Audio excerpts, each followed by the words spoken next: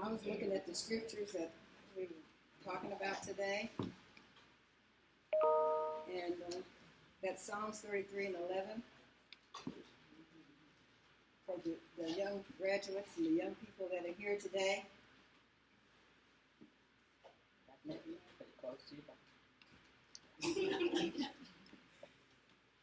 I want you to know that from the day that you were in your mother's womb, God had a chosen purpose for your life. And when God chooses a purpose for your life, He will guide you through that purpose. And I'm here to let you know, give a little bit of information about how He guided me. Because as you heard and read, which I didn't know they had that information, I at one time did want to be a mortician. And when that didn't happen, by the time I got to graduation at age 16, I wanted to go to California. I wanted to go to UCLA. I wanted to study drama. I wanted to go to Hollywood, be a movie star. Okay? Make a lot of money. That's what I wanted to do. Well, my parents had they had other ideas, okay? The home that I was raised in, she was a nurse. She did private duty as an LPN. So they decided that I was going to go to Cleveland, to Finn College, and that I was going to study to be a registered nurse and be supervised by one of their city councilmen that they knew, okay? Well, I did attempt to get into Finn College. This was back in the 59, 60s, in the 60s. And, it wasn't always easy for us to get into some of those things at that time. Mm-hmm. In other words, I didn't pass the test to get into Finn.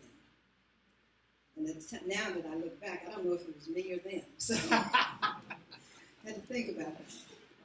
Because we don't always follow the path that's set out for us. We want to do it our way. The one question I did not ask myself was, what on earth am I here for? And that's a good question you need to ask yourself and ask God. What on earth are you here for? That's your purpose. What I was asking myself was, what do I want to do? Okay? And sometimes that's not His purpose. So when I didn't get into Finn College, I came back to our little small town. And like I said, your choices for a black African-American woman at that particular time were very few. You could either go to college and be a teacher or a nurse, or you could work in somebody's kitchen, just be a housewife at home, and I wasn't married, or you could babysit, or maybe be clean up somebody's house in a little small town. So I chose to babysit. So where did God put me? In the house with an RN. Taking care of her 3-year-old bratty child and her fairly newborn baby while she walked.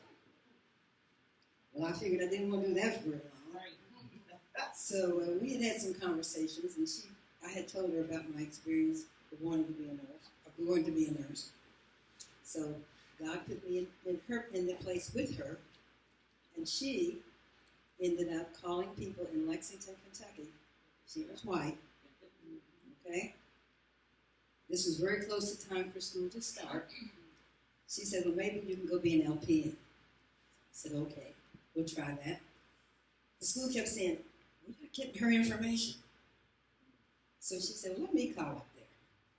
She called up there, and it just so happened the person she called over the school was someone she went to school with when she was going to school. Wow. She was over the school. So her husband, who worked in the employment office at that particular time, all you had to do was have an aptitude test for that. So he sent the aptitude test from that department, and I got in just at the very beginning of the school thing. When I got there, I found out later, not at the time, but I found out that they only accepted 5 African American students in a class. Wow. I was number 6. Wow. So when I got there on the day, that our first day, they called the roll. They said, anybody whose name we don't call, please see me. There was one young lady went up there, and then I found out several weeks later, because she lived in Lexington and knew some of the other girls, they said they lost her whole folder. Yeah. Unfortunately. But that's how I got into to first start my nursing career. So I guess I was meant to be there. Yeah. Okay? And that was part of God's purpose. Yeah. Amen. And from that time on, I have grown in that field. When I went to nursing school, I did not know how to read a thermometer. I was looking for that red thing, you know, that. But I made it through the school. And I went on to work back in our little small hospital for 2.5 years. I was the only African-American nurse there. Some of the doctors shunned me. Number one, because I was an LPN. And number two, because of, I'm sure, my color. But I learned to work with other nurses that were white. Mm-hmm. When I came to Indianapolis, I was riding around, my husband and I were riding around on the east side. We passed Community Hospital. He said, hey, I heard they were hiring. Let's stop in there. This is Sunday afternoon, okay? They didn't have any HR at that time. So went in there, talked to the director of nurses. My license was in the process of being transferred, but I hadn't received the okay yet. She said, when can you start? Can you start in 2 weeks? I said, yeah, I can start in 2 weeks.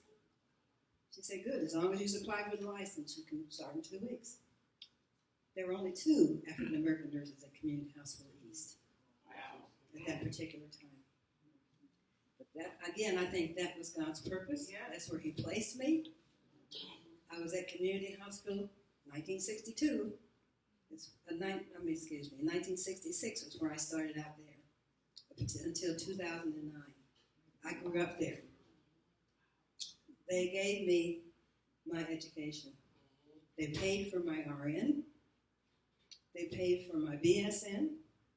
And they gave me some accolades, too. I won't go into that. But. So I just want to let you know that sometimes we have our way of doing things.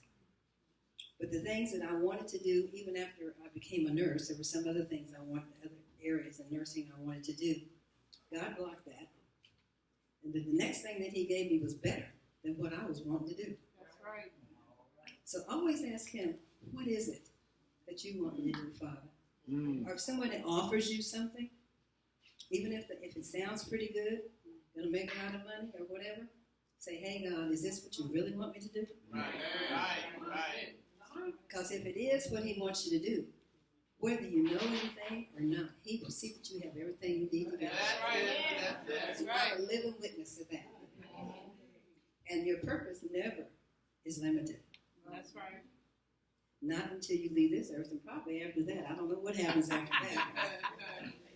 But I do know that opportunities are always out there, and people will always be reaching out to you. With healthcare, I found out that it's not just the body. Healthcare reaches out into the community. It reaches out into the mind. We're looking at stress. We're looking at people shooting each other. Not getting along, mental health, all of that. Community is health. Health reaches out into the community as well. So, new graduates, the ones that are getting out of college, you have a job, work hard and ask God, what is it you want me to do? And He will give you what you need to get there. Amen. That's it. All right. Sister Elizabeth Porter.